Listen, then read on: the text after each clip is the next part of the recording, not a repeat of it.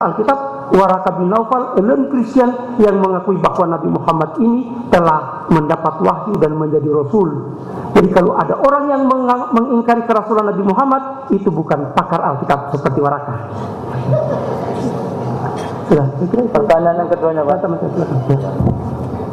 Tambahan lagi, mengapa kalau orang Kristen menyampaikan salam kok tidak dijawab oleh orang Islam? Ini dalilnya dari surat kiriman Yohanes kedua pasal 1 ayat 10 sampai 11 yang berbunyi, jikalau seorang datang kepadamu dan ia tidak membawa ajaran ini, yakni tidak membawa ajaran Kristiani, janganlah kamu menerima dia di dalam rumahmu dan janganlah memberi salam kepadanya. Jadi orang Kristen dilarang memberi salam kepada orang yang tidak membawa ajaran Kristiani. Jadi pada orang Islam juga dilarang sebenarnya.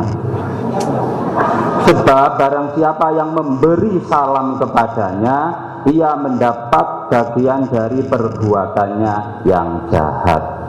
Jadi saya kira sudah jelas itu. Nah, itu memberi saja nggak boleh apalagi menerima salam gitu loh. Nah, oleh karena itu umat Islam pun kalau mengucapkan salam atau selamat Natal itu umat Islam keblinger sebab nggak tahu dalilnya dari surat kiriman Yohanes kedua pasal 1 ayat 10 dan 11 ini. Orang Kristen nggak boleh menerima. Ya, itu. Terima kasih. Kami silakan. Bukan komentar, Pak, yang menjawab pertanyaan tadi, Pak. Yang tadi ini kan ada pihak Islam yang bertanya. Pertanyaannya tadi ditujukan pada teman Islam, kalau orang tidak tahu Quran, menjelaskan Quran gimana? Nah, secara adil ya bilang yang tidak pantas. Itu aja kan yang adil. Kalau orang tidak tahu Quran kok menjelaskan Quran, itu kan menyakitkan hatinya orang Islam. Tapi kalau membaca Quran kan mestinya boleh untuk memahami. Demikian juga Alkitab. Kalau orang Alkitab tidak ngerti Alkitab, tidak ngerti Yesus, jelaskan Paulus, jelaskan itu yang mestinya tidak pantas gitu. Bukan berarti tidak boleh, tapi tidak pantas gitu loh. Oke. Kemudian tentang ayat tadi dikatakan, bertanyalah kepada membaca Alkitab sebelum kamu, dan Yunus 94. Itu kalau kita baca dalam Al-Baqarah 113 dikatakan, dan berkatalah orang Yahudi tidaklah orang Nasrani di atas sesuatu kebenaran, dan orang Nasrani berkata pula tidak ada orang Yahudi di atas sesuatu kebenaran, padahal mereka sama-sama pembaca Taurat dan Alkitab, membaca Alkitab. Jadi kalau kita baca ini logika, kalau salah ya nyuwun sewu. Menurut saya kalau baca begini yang disebut pembaca Alkitab itu ya mestinya orang Nasaroh dan orang Yahudi. Menurut saya. Dan satu hal yang penting, kejujuran inilah yang akan membuka dialog ini menjadi berkat rahmat bagi bangsa ini. Oke, kita siap, Pak. Sekarang pertanyaan yang berikutnya, yang dari Kristen ya. Oke, sekarang Pak, nama dari mana? Nama saya Haji Muhammad Losuartanto dari Solo, Pak. Terima kasih waktu yang diberikan kepada saya. Yang pertama yang ingin kami tanyakan pada Pak Pendeta, satu ialah kapan Yesus itu diangkat menjadi Tuhan. Terus yang kedua, keyakinan dan pengetahuan itu lebih dulu mana? Terus yang ketiga, benar itu bagaimana definisinya? Terus yang selanjutnya untuk Ustadz Sani Munir, pengertian lakum dinukum waliyatin itu bagaimana? Mohon dijelaskan. Terima kasih. Oke, yang dari Nasrani silakan. Baik, selamat siang. Saya Tirto Sujoko dari Pasuruan, Jawa Timur.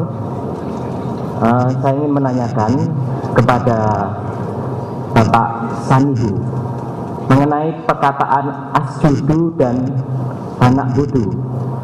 Apakah ini pengertiannya sama-sama menyembah? Kepada Bapak Cahyadi Nugroho, apa yang dimaksud dengan menyembah kepada Yesus? Apakah itu sama pengertiannya penyembahan kita terhadap Allah? Itu yang kami tanyakan. Oke, Terima kasih. Langsung saja kepada tadi pertanyaan Bapak Tato, kami berikan kepada Bapak Sanihu. Oke, terima kasih. Tadi ditanyakan mengenai lakum dinukum waliyadin. Jadi itu disampaikan di dalam ada surah Al-Kafirun, ya. Jadi kita itu dianjurkan oleh Allah SWT untuk selalu menjalankan dakwah, memberikan dakwah itu kepada seluruh umat manusia, ya. Wa ma arsalnaka illa kaffatan linnas.